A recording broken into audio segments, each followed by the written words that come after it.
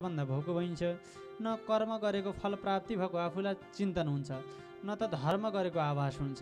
त्यस कारणले त्यो ग्रन्थ रचना गर है भन्नुहुन्छ। सुन मैले भन्छु भन्दा ए प्रभु मैले यतिका गरेँ, अब म जस्तो यस्तो अब म आफैमा अपवित्र छु। मल खकार सिगान मूत्र वीर्य पिप सबै यही शरीरभित्र छ। अब मैले चाहिँ के गरेर मेरो मन शान्त गराउन सकौँला र यो सम्भव हुन्छ र भनेर भन्नुहुन्छ। ल सुन, म मेरै कथा तिमीलाई बताउँछु। कहिले पनि अरूलाई बुझाउने बेलामा आफ्नै कथाले बुझाइयो भने आफ्नो जीवनलाई पनि सम्झिने हुन्छ र उसले पनि बुझ्न सजिलो हुन्छ। मान्छेले के गर्छ भन्दा अर्काका कुरा काटेर समय व्यतीत गर्छ, आफ्नै कुरा गर्नु। मैले जीवनमा यति दुःख गरेको थिएँ, ए मेरो छोरा मैले यति कष्ट गरेको थिएँ, बुवाले यति गर्नुभएको थियो भनेर सिकाउनु नि।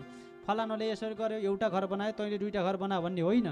तेरो बाबाले यस्तो गरेको थियो, बाबु तैँले पनि गर्नुपर्छ है भनेर सन्तानलाई सिकाउने हो। नारदजीले त्यसै गर्नुभयो। मैले मेरै कथा हजुरलाई सुनाउँछु है भन्नुहुन्छ। अघि म बेवारिसी आमाको छोरो थिएँ। आमा भन्न त मैले पाउँथेँ तर बाबा भन्न पाउँदैनथेँ। त्यस्तो बेवारिसी आमाको छोरो। अनि मैले ठुलो हुँदै गएँ। आमा मेरो बाबा को हो भनेपछि खै को हो भन्नुहुन्थ्यो आमाले। ल हेर्नुहोस् त, म त्यस्तो थिएँ, नाम बताउन नसक्ने मेरी आमा। त्यस्तो बेवारिसी को हो बाउ थाहा छैन, त्यस्तोको छोरो म। आखिरमा मैले नसक्ने मैले के गरेँ त भन्दा सनकादिको समीपमा गएर आमालाई लिएर गएँ। हे सनकादि ऋषेश्वरहरू हो, लौ न मैले के गर्ने कसो गर्ने भनिसके पछाडि उहाँहरूबाट मैले के गरेँ भन्दा ज्ञान मागेँ। प्रभु म बडो अपरिचित छु, अत्यन्तै मलाई सङ्कुचित भइराखेको छु, मेरो बाउ को हो भन्ने मलाई थाहा छैन। मैले कसरी अब पिण्ड दिन मिल्दैन, मैले कुन गोत्र हो मेरो थाहा छैन, बाबुको पो गोत्र छोरोमा हुने हो। मेरो गोत्र थाहा छैन, मेरो कर्म थाहा छैन, मेरो धर्म थाहा छैन, मेरो पुर्ख्यौली नीति मलाई थाहा छैन। लौ न सनकादि मेरो उपरमा कृपा गरिबक्स्योस् भन्नुहुन्छ। त्यसो भइसके पछाडि सनकादिले भन्नुभयो, विद्वानजनबाट सत्कथा सुने मैले, के गरेँ त भन्दा सनकादिले भन्नुभयो, बाबु तिमीले एउटा कर्म गर। यो जीवनमा तिमीले कपुर राखेको भाँडामा के हुन्छ त भन्दा बाबु कपुर सकिए तापनि कपुरको टुकुरो नभए तापनि गन्ध त्यहाँ बहिराखेको हुन्छ। त्यस कारणले त्यो तपाईँले पर्फ्युम छर्किनु भयो, पर्फ्युम छँदै छैन भने पनि त्यसमा सेन्ट हुन्छ थोरै। त्यस्तै गरेर यो तिम्रो जीवनमा के हुन्छ त भन्दा मैले सत्कर्म कसरी गरौँ, धर्म कसरी गरौँ भन्दा अब तिमीले यो कपुरको बट्टामा कपुर सकिए पनि गन्ध रहिरहने भएको हुनाले तिमी कसको सन्तान हो, कसको छोरो हो थाहा छैन, तिम्रो कुल थाहा छैन, तिम्रो पितृ थाहा छैन भने के गर त भन्दा तिमीले यो जीवन त्यागेर जाऊ भन्नुहुन्छ। ए बाबा लौ न मैले त यो जीवन समर्पण त गर्ने भए, भगवान्मा लिन गर्ने भए। मैले यत्तिकै ध्यान गर्दै पञ्चतत्त्वमै लिन गराउने भएँ। यो प्राण भएको चल्दै गरेको वायुलाई मैले महाआकाशमा लगेर छोडिदिने भएँ, आत्मालाई परमात्मामा सन्धिपत्र बनाउने भएँ। म बस्दा के हुन्छ त भन्दा मेरो यो शरीरभित्र भएको रगत सुकेर जान्छ। अनि त्यसै गरेर मेरो यो शरीर कुहिएर अर्थात् केही भएर म माटो बनेर जानेछु। तर कठै मेरी आमा, मलाई जन्म दिने मेरी आमा, यी आमालाई मैले कसरी छोड्नु, यो त मेरो धर्मभित्र पर्दैन। ल हेर्नुहोस् त, त्यस्ता विद्वान गुरुबाट नीति आदेश भयो र उनले भने म सक्दिनँ, यो मेरी आमालाई छोडेर म कसरी जाउँ, म त छोडेर जान सक्ने भइन भनेको हुनाले अब मैले धर्म गर्नको लागि, मैले त्याग गर्नको लागि, तपस्या गर्नको लागि मेरी आमा मर्नु पर्यो। आमालाई मार्नु त भएन, फेरि के गर्नु।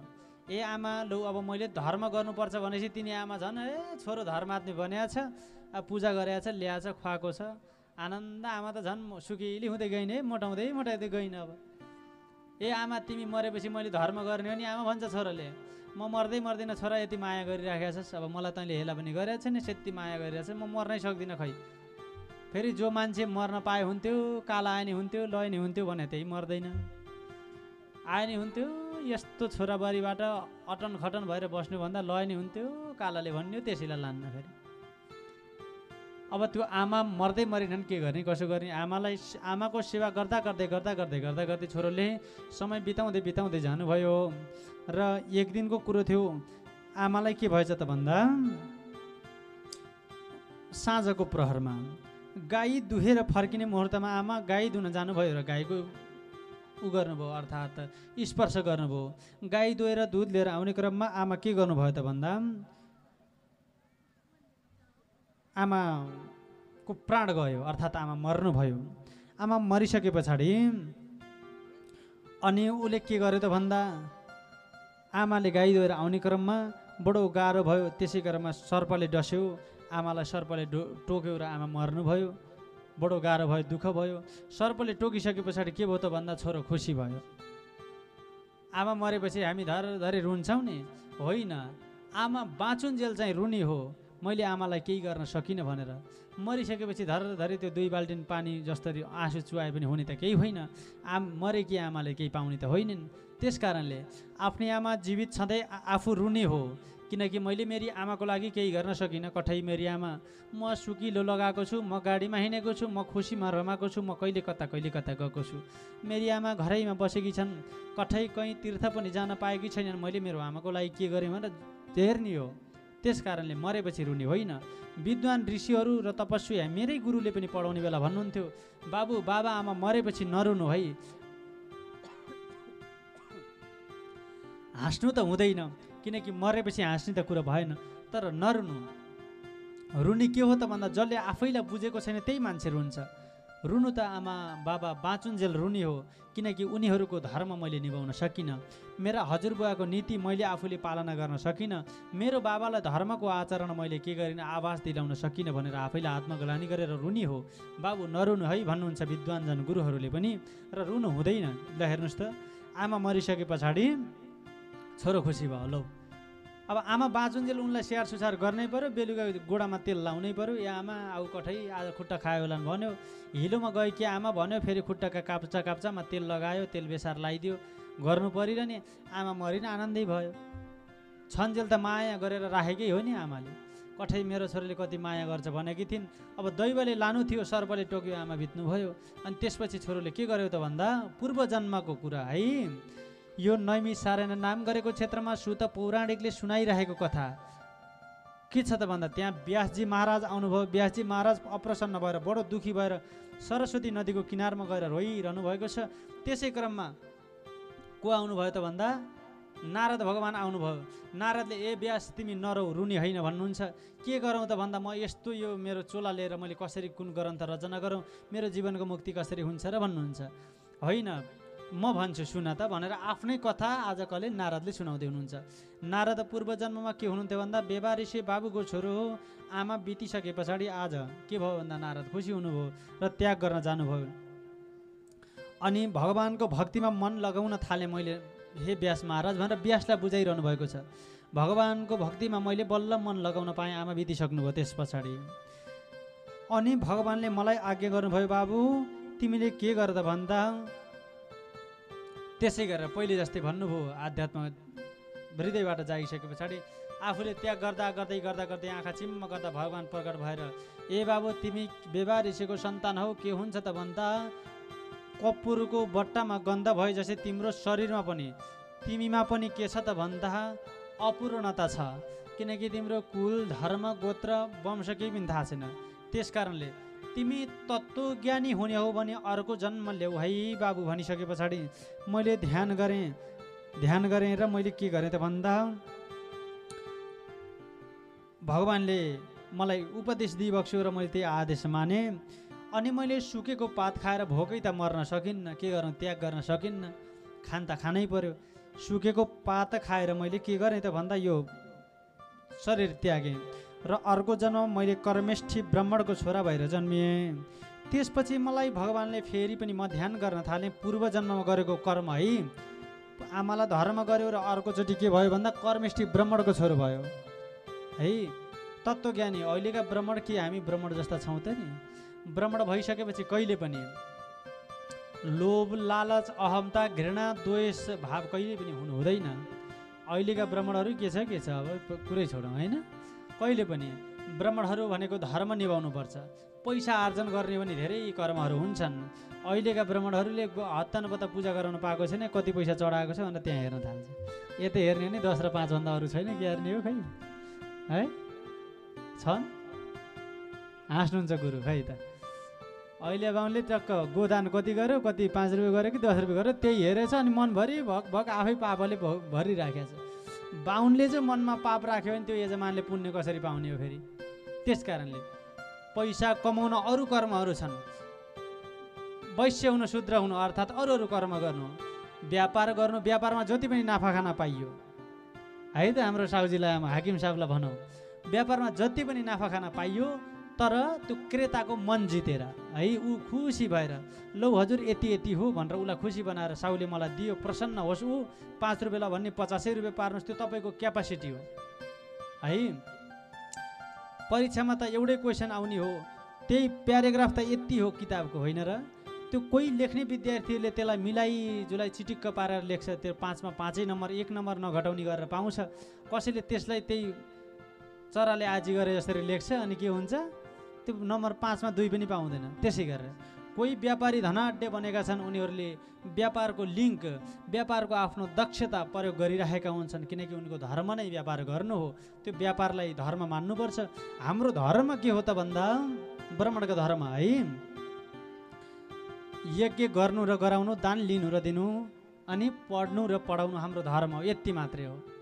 दान आफूले, अहिलेका बाहुनले यज्ञ गराउँछन्, आफूले गर्दैनन्।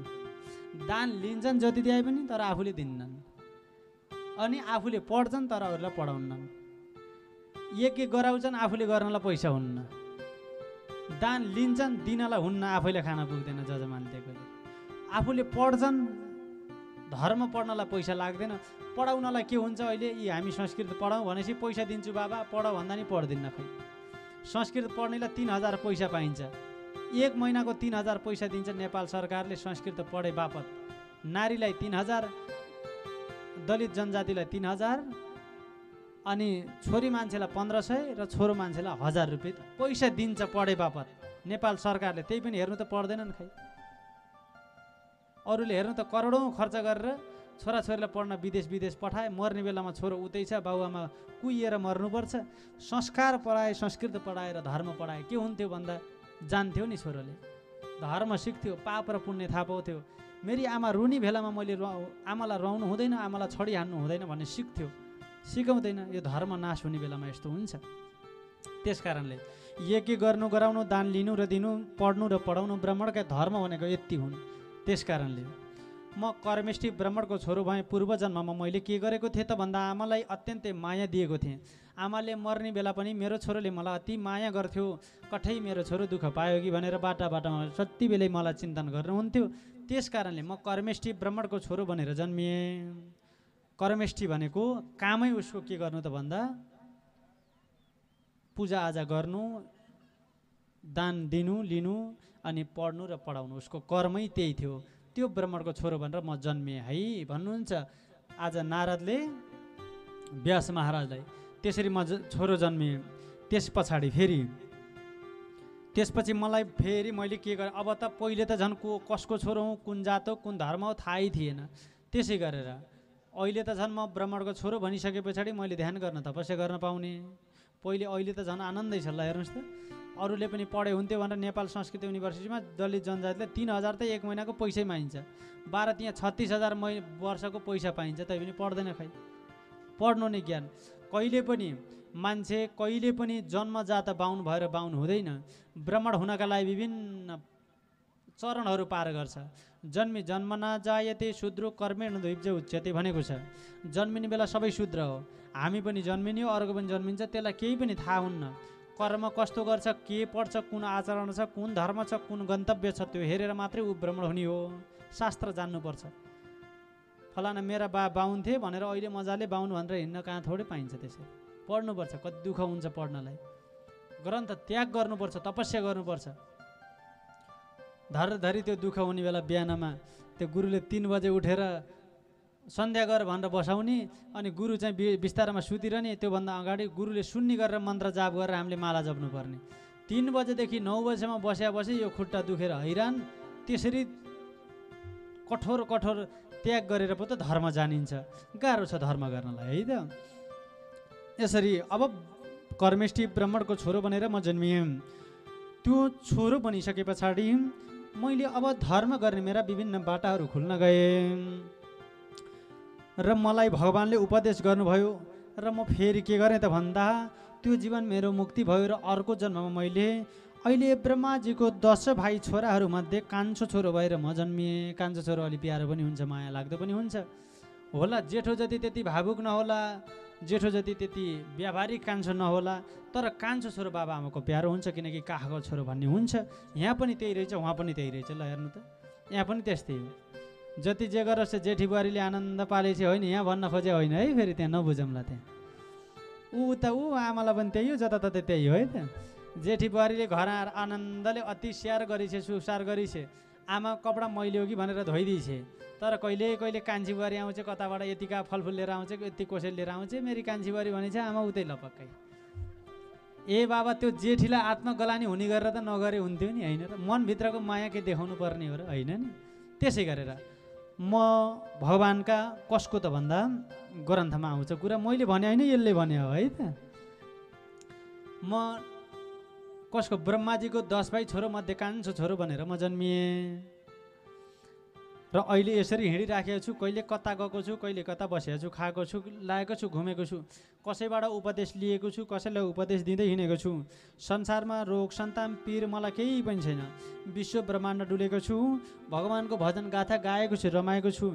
यसैमा मेरो बडो मेरो आनन्द छ। त्यसैले म अत्यन्तै खुसी छु प्रभु। त्यस कारणले म अहिले केमा छु त भन्दा आनन्दमा छु। हे हरि, मैले भगवान्को भक्ति गरेको छु र आनन्दमा छु। हे हरि, हरि भजनैले आनन्दैमा छु अहिले। हरि भजनैले हो आनन्दैमा छु अहिले। हरि भजनैले हो आनन्दैमा छु अहिले। हरि भजनैले आनन्दमा छु अहिले। जय हो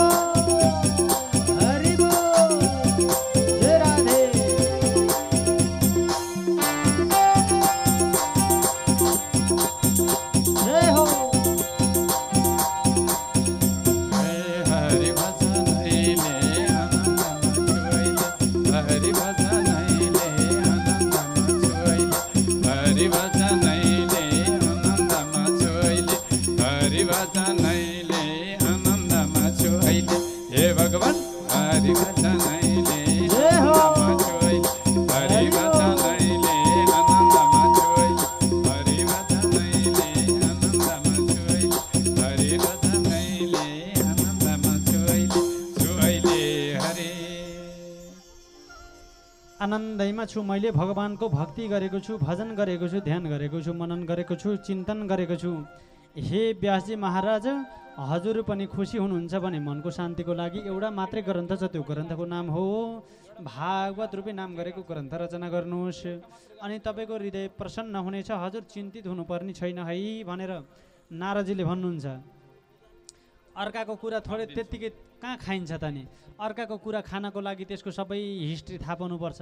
कोही मान्छेलाई तपाईँले आफ्नो अफिसमा, आफ्नो कम्पनीमा राख्नु अगाडि त्यो कस्तो काम गर्थ्यो, त्योभन्दा पहिले कहाँ गएर कुन काम गर्यो, त्यसमा त्यसको प्रशंसा कति छ भनेर क्वालिफिकेसन हेर्दैन। त्यसै गरेर नारदजीले आफ्नो बताउनु भयो, म पूर्व जन्ममा यो थिएँ, योभन्दा पहिलो जन्ममा यो थिएँ, यसरी म यहाँ आएको भनिसकेपछि ओहो तिमी त्यागी रहेछौ, तिमी तपस्वी रहेछौ, तिमी ध्यानी रहेछौ, तिमी ज्ञानी रहेछौ, अझ तिमी को रहेछौ त भन्दा ब्रह्माजीको 10 भाइ मध्ये कान्छो पुत्र रहेछौ।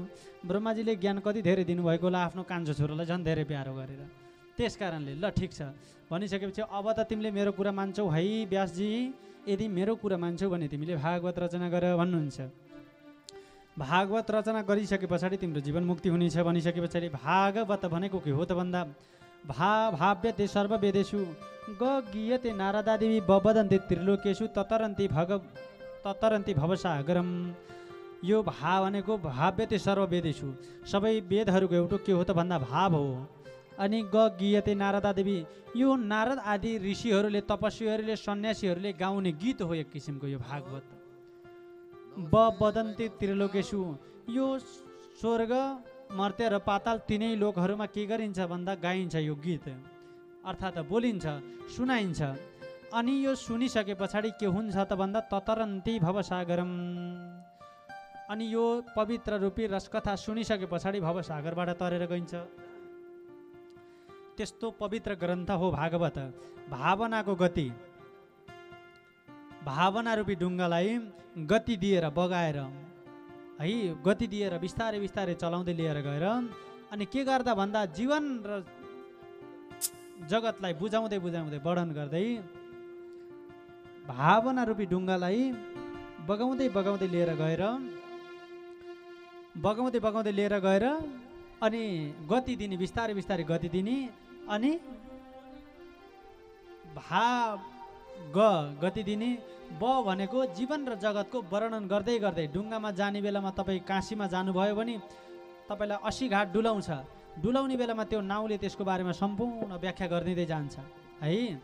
80 घाटमा यो घाट हो, यसमा यो भगवान् यसरी आउनुभएको थियो, शिवजीले यहाँ यो त्याग गर्नुभयो।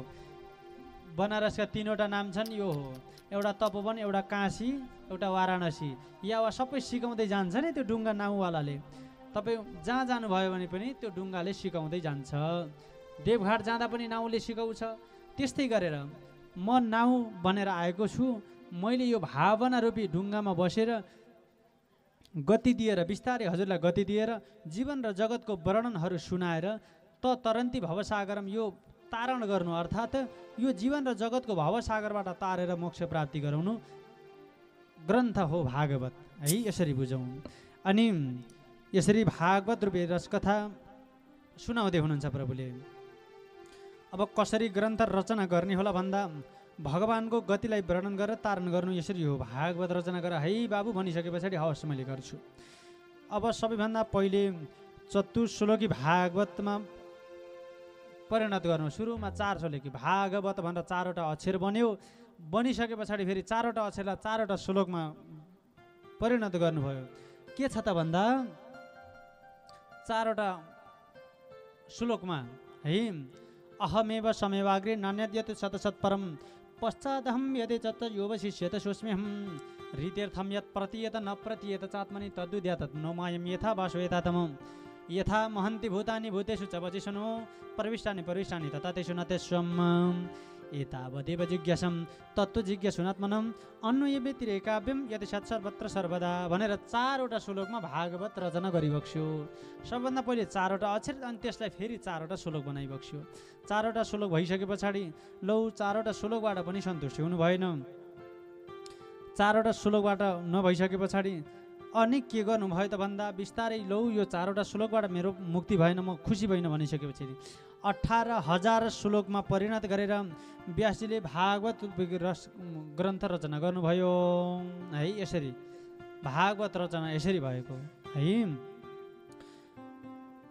भनेर यसरी कथा गर्नुभयो। भागवत रचना कसरी भयो भनेर सोधेको खण्डमा यसरी भागवतको रचना गर्नुभयो भन्ने सम्मको कथा यस अध्यायबाट प्रमाण गरियो भन्ने सम्मको कथा यस अध्यायबाट। जय बोलो श्रीमद् भागवत महापुराणको। हरे भमने भवना गमने गति हरे बले वरण तले तरण शङ्कै छैन कति गमने भवना गमने गति बले वरण तले तरण शङ्कै छैन कति गमने भवना गमने गति बले वरण तले तरण शङ्कै छैन कति। जय हो हरि बोल। जय हो। ठीक है।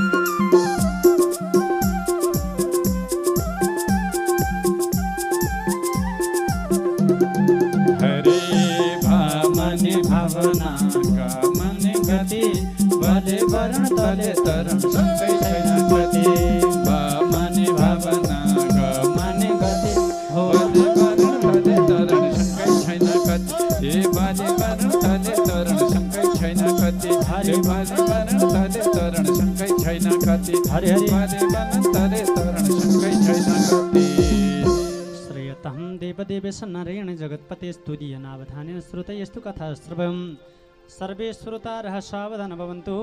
यो श्रीमद् भागवत विरस कथाको अब हामी कति अध्यायमा आइपुगेका छौँ त भन्दा आज व्यासजीले भागवत विरस कथा अर्थात् भागवत रूपी ग्रन्थ रचना गरिबक्स्यो। अनि यो के गर्ने कसो गर्ने होला भनेर भागवत रचना गरिसके पछाडि सम्पूर्ण भागवत रचना गरिसके पछाडि बडो दुखी भएका व्यासजी बडो प्रसन्न हुन थाल्नुभयो। बडो खुसी भएर लौन भागवत रचना गर्नुभयो र जीवन र जगतको सम्पूर्ण सारहरू हजुरले बुझिबक्स्यो प्रभु भनेर बडो खुसी भएर रचना गरिबक्स्यो। अनि सौनकादिका सुत पौराणिक नैमिषार नाम गरेको क्षेत्रमा बताउँदै हुनुहुन्छ।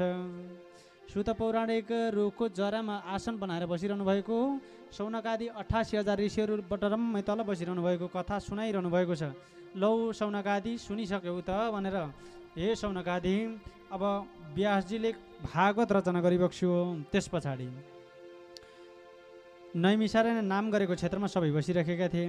भागवत सृष्टिको हुनुको मूल कारण के रहेछ त भन्दा अघि एकपटक पञ्चपाण्डवहरूको के भयो त भन्दा विजय भयो। पञ्चपाण्डवहरूले जिते। अब यहाँ महाभारतको प्रसङ्ग आउँछ। पञ्चपाण्डवहरूले जिते र कौरवहरूले हार्न पुगे र 5 पाण्डवको विजय भए पश्चात भगवान् कृष्णले गङ्गाद्वारमा स्नान गर्नको निम्ति लैजानुभयो र धृतराष्ट्र महाराज डाको छोडेर रुन थाल्नुभयो। ए महाराज किन रुनुहुन्छ तपाईँ भन्दा ए बाबु लौन मलाई पिर पर्यो के गर्ने होला कसो गर्ने होला। मेरा भाइका 5वटा छोरो कसैलाई पनि केही नहुनु, मेरो 100 भाइ छोरा सबै मर्नु। 5वटा छोरो कसैलाई केही पनि नहुनु, मेरो 100 भाइ छोरा सबै मर्नु। ल त अर्काको हेरेर पो मान्छे दुखी छ। मेरा छोरा मऱ्यो उसका छोरा मरेनन् भनेर दुखी भएको छ। ए बाबा कालले आएको थियो लिएर गएको थियो केलाई रुन्छौ त नि भन्छन् फेरि है त। मेरा छोरा सबै मर्नु उसका 5 भाइ छोरा नमर्नु के हुनु यस्तो, म त बडो दुखी भएँ भनेर राजा साह्रै आत्तिनु भयो धृतराष्ट्र। ओहो के गर्ने होला कसो गर्ने होला, मेरा 79 भाइ मरे, दुर्योधन पनि जाङ भाँचिएर नागदहमा लडिरहेको छ। हे बाबा मैले के गरौँ कसो गरौँ। त्यसै बखतमा द्रोणाचार्यका छोरालाई द्रोणै पुगेर भन्छन् हे किन रुनुभएको प्रभु। ए लौन किन रुनुभयो भन्दा मेरा 79 भाइ छोराहरू सबै मरे अनि एउटा मात्र दुर्योधन छ त्यो पनि जाङ भाँचेर लडिरहेको छ। भनिसके पछाडि भीमसेनले नागदहमा लडाइदिएको छ अरे भनेर दुर्योधन पनि मर्ने बेला भयो अरे। अश्वत्थामाका गुरुपुत्र द्रोणाचार्यका छोरा द्रोणीले के भने भन्दा हजुर नरुनुहोस्, तपाईँको आँसु म मेटाइदिन्छु, तपाईँका सन्तान मार्ने 5 पाण्डव त हुन् नि होइन र भन्छ। तिनै 5 पाण्डवले मारेका हुन् मेरा सन्तान भनेको हुनाले त्यसो भए मैले ती 5 पाण्डवलाई नै मारेर आइदिन्छु है भनेर भने। अब के गर्छन् त भन्दा म मारिदिन्छु भनिसके पछाडि तपाईँका सन्तान मार्ने 5 पाण्डवको शिर काटेर मैले जगल्टा समाएर मैले लिएर आउँछु भनेर लिएर गएका थिए। फेरि द्रोणाचार्यले आँखा देख्दैनथे अनि गए। अनि अब 5 पाण्डव मार्नको निम्ति ब्रह्मास्त्र लिएर द्रोणी बाटो लागे। द्रोणाचार्यका पुत्र द्रोणी बाटो लागे। बाबा नरुनुहोस् हजुर। तर भगवान् श्रीकृष्णले के हुन्छ त भन्दा आजै द्रोणी आउने छ, हाम्रो शिर काटेर लिएर जाने भनेर ऊ आउँदैछ। त्यस कारणले हामी गङ्गाद्वारमा जानुपर्छ है दाजुभाइ भनेर भगवान्ले लिएर जानुभएको थियो। गङ्गाद्वारतिर जानुभएको थियो। अनि 5 भाइकी एउटै श्रीमती हुनुहुन्थ्यो द्रौपदी रानी। द्रौपदी रानी घरमा बसिरहनु भएको। 5 भाइको एक एकवटा छोरा थिए। 5वटा छोराहरू पाञ्चालहरू थिए। लौ यसो पक्कै पनि घटना घट्छ भनेर पञ्च पाण्डवहरू गएका। ल अब फेरि पञ्च पाण्डवका एक एकवटा छोरा घरमा सुतेका। द्रोणी गएछन् र ब्रह्मास्त्र लिएर मैले यिनका टाउका छिँडाएर लिएर जाने हो। द्रोणाचार्य बडो दुखी हुनुहुन्छ, रोइरहनु भएको छ। उहाँको आँसु पुछाउनु मेरो धर्म हो, किनकि आफ्नो गुरुको आफ्नो पिताको आफ्नो माताको आँसु भनेको के गर्नु छ भन्दा त्यसले आफूलाई पिरोल्छ। त्यस कारणले त्यो आँसु पुछाउनु उहाँलाई सान्त्वना दिनु मेरो धर्म हो। त्यस कारणले म जानुपर्छ है भनेर जान लाउनु भयो। र र गइसके पछाडि अब पञ्च पाण्डवलाई मैले मन्टो छिणाएँ भनेको साना साना बाबुहरू निधाइरहेका छोराहरूलाई 5वटा पाञ्चालहरूका मन्टो छिणाएर लिएर जानुभयो। अनि साना बच्चाहरूको मन्टो थाहा हुन्छ नि, यसो टाउको छाम्दा छाम्दै आँखा नदेख्ने बा आमाले नि यो मेरो नाति हो भनेर यसरी देखेर छामेर थाहा पाउँछन्, थाहा भन्न। त्यस्तै गरेर मैले द्रोणाचार्य मैले पञ्च पाण्डवका टाउका लिएर आएँ भनेर लिएर गएर ट्याक्क दिएका थिएँ। यसो टाउका छाम्छन्, ए बाबु यो त गिलो गिलो छ है बाबु, अलि सानो सानो केटाकेटीको जस्तो टाउको छ त बाबु, कसको लिएर आयो भनेर भन्दा मैले पञ्च पाण्डवको भनेर लिएर आएको भनेर भनिसके पछाडि ए बाबु यिनी त पञ्च पाण्डव होइनन्, बरु यिनी पञ्च पाण्डवका छोराहरू पाञ्चाल होलान् है भनेर द्रोणाचार्यले भन्नुहुन्छ।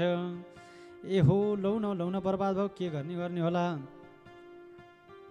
बडो आश्चर्य भयो। त्यस पछाडि पाञ्चाल रहेछन् भनेर दुर्योधन बडो खुसी भएर लौ अब यिनी मरे है भनेर दुर्योधनलाई के गरेको थियो त भन्दा जाङ भाँचेर खुट्टा भाँचेर लडिरहेको थियो। अब दुर्योधनले लौ ल पञ्च पाण्डव मरे अरे भन्ने त्यसलाई फेरि एउटा आशा, त्यो मर्ने एउटा मात्र कारण थियो। हर्ष र विस्मात एकैचोटि भयो नि मान्छे मर्छ, त्यस्तै गरेर त्यो दुर्योधनलाई त्यही श्राप परेको थियो। ए दुर्योधन तिमी धेरै हाँसो र धेरै खुसी, धेरै पीडा र धेरै खुसी दुईटा कुरा एकैचोटि भइदियो भने तिमी मर्नेछौ भन्ने परेको थियो। अनि दुर्योधनले के गरे भन्दा पञ्च पाण्डव मरे अरे भनेको थियो, सुनेको थियो, बडो खुसीले गदगद भएको थियो। फेरि होइनन् अरे पाञ्चाल हुन् अरे भन्दा फेरि विस्मात भयो। पाञ्चाल हुन् रे भन्दा फेरि विस्मात भयो र हर्ष र विस्मात मिल्यो र दुर्योधन पनि मर्यो। ल हेर्नु त यो षड्यन्त्र, त्यो दुर्योधन पनि मर्यो। बचेको 99 भाइमा एउटा थियो, एउटा त्यही छोरोपति एउटा पनि मरियो। ल हेर्नुहोस् त बडो गाह्रो भयो। यो त टेक्निक पो रहेछ दुर्योधनलाई फेरि मार्ने टेक्निक। ल हेर्नुहोस् त र दुर्योधन पनि मर्ने षड्यन्त्र यस्तो भयो। त्यस पछाडि अब द्रौपदीले शिर गेडिएका सन्तानलाई काखमा राखेर लौ शिर छैन मन्टो छैन, कता के गर्ने कसो गर्ने, अश्वत्थामाले मेरा छोरा मारे है भनेर महारानी द्रौपदी धर हुन थाल्नुभयो। लौ न के गर्ने कसो गर्ने होला, यति दुःख गरेर मैले जन्माएको सन्तान, गर्भबाट भएको ससाना 5-6 वर्षका मेरा लाला आज एउटाले मन्टो छिडाएर लिएर गयो, कठै मेरो दैव, हे मलाई के गर्यो भनेर टाउकोमा हात लगाएर धर रोइरहनु भएको थियो। अनि रुनुभयो। अर्जुन लगायतका पञ्च पाण्डव आएर हे द्रौपदी तिमी किन रोएकी भन्नुहुन्छ। नरुनुहोस् न है, हे द्रौपदी तिमी नरो भनेर कसले हाम्रा सन्तानहरूलाई मार्यो त भनेर यसो के गर्न लागेछ नि त भन्दा कसले मार्यो अब त थाहा त छैन।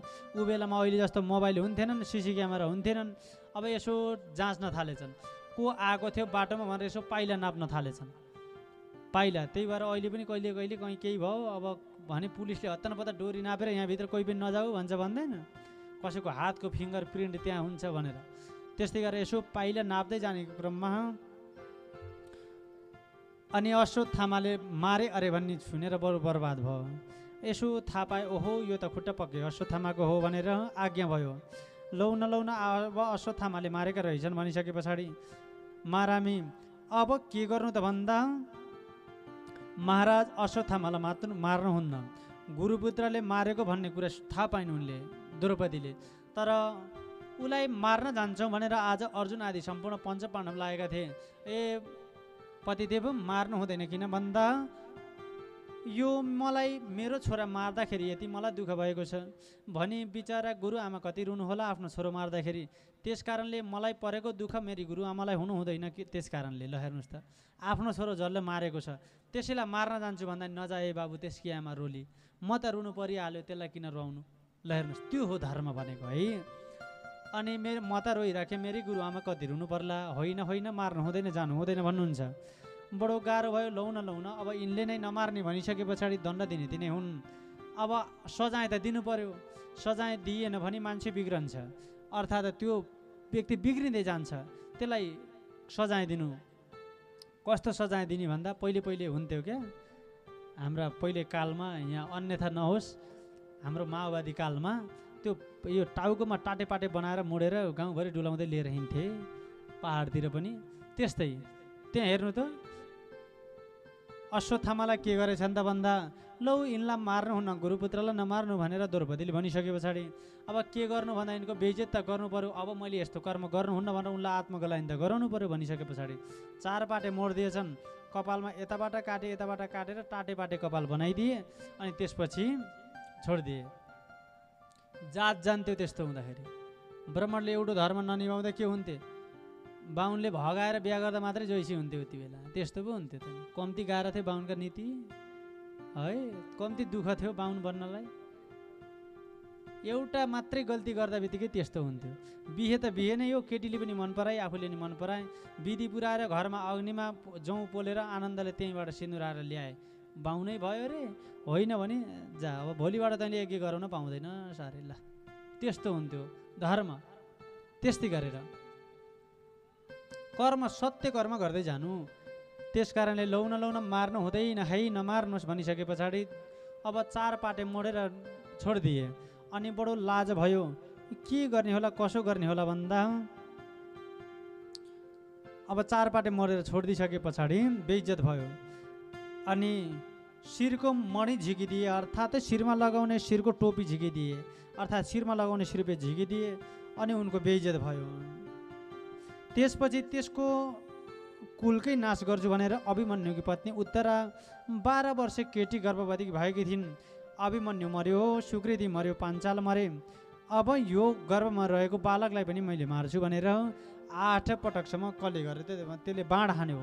बाण हान्दा के भयो त भन्दा तर कृष्णाय वासुदेवाय देवकी नन्दनाय च नन्दगोप कुमाराय गोविन्दाय नमो नमो भनेर आमाले आफ्नो सन्तानको लागि वर मागिरहेकी थिइन्। ल हेर्नुहोस् त, सन्तान नलोटोस्, सन्तान दुखी नहोस्, त्यो ज्ञानी होस्, लामो आयुको होस् भनेर के मन्त्र भन्नु भन्दा कृष्णाय वासुदेवाय देवकी नन्दनाय च नन्द गोप कुमाराय गोविन्दाय नमो नमः भनेर आमाले आफ्नो छोरोको ध्यान गरिराखेकी थिइन्। त्यो मार्न सकेन, मन्त्रले सुरक्षित गरेकी थिइन् र बच्चा मर्न सकेन। र अश्वत्थामा महाराज यसको क्षेत्रमा बस्दै बस्दिनँ, मैले यसको बच्चा पनि मार्न सकिनँ भनिसके पछाडि, यो क्षेत्रमै बस्दिनँ भनिसके पछाडि यो इन्डियाको गुजरात के भन्छ गुरु त्यसलाई, पन्जाब भन्छ होइन, पन्जाब साइडतिर लगेर यो कपाल त आफ्नो टाटेपाटे छ, देखाउनु त मिल्दैन, आफूले गल्ती गरेको छ। अनि यो सरदार स्टाइलले त्यो फेटा बाँधेर बस्न थाले। टाउको देखिन्न, अरू त शरीर राम्रै छ, टाउको कसैले देख्नेवाला छैन भनिसके पछाडि ठाउँै छोडेर गएर उतातिर गएर सिख सम्प्रदाय, त्यो सम्प्रदाय नै छुट्टै, त्यो पनि धर्म हिन्दू धर्मभित्रै पर्छ। सिख सम्प्रदाय अर्थात् शिर जति गर्मी होस् त्यो टाउको ढोप्ने, त्यो सिख सम्प्रदाय सुरु गरेर जानुभयो अश्वत्थामाले। अहिले त्यही पन्जाबतिर सबैले हामी किन सिख टाउको ढोप्छौँ भन्ने कुरा उहाँहरूलाई पक्कै पनि थाहा हुनुपर्ने। अश्वत्थामाले त्यसरी सुरु गरेको हुनाले सुरु भएको है त। यसरी हस्त सौनकादि ऋषि प्रणाली। अब हजुर के सुन्ने इच्छा छ भनेर सोधी खण्डमा अब हजुरको उपरमा सुत पौराणिकजी आज्ञा गर्नुहुन्छ। अब भगवान् श्रीकृष्ण परमात्मा पनि पञ्च पाण्डवको घर झगडा मिलाउने कोसिस गर्दै हुनुहुन्छ। अब पञ्च पाण्डवको घर झगडा मिलिसके पछाडि जीवनको मुक्तिको लागि अन्य गाथा के छ त भनेर सोध्नु भएको छ भन्ने सम्मको कथा यस अध्यायबाट प्रमाण गरियो। जय बोलो श्रीमद् भागवत महापुराणको। श्री कृष्ण गोविंद हरे मुरारे हे नाथ नारायण वासुदेव। श्री कृष्ण गोविंद हरे मुरारे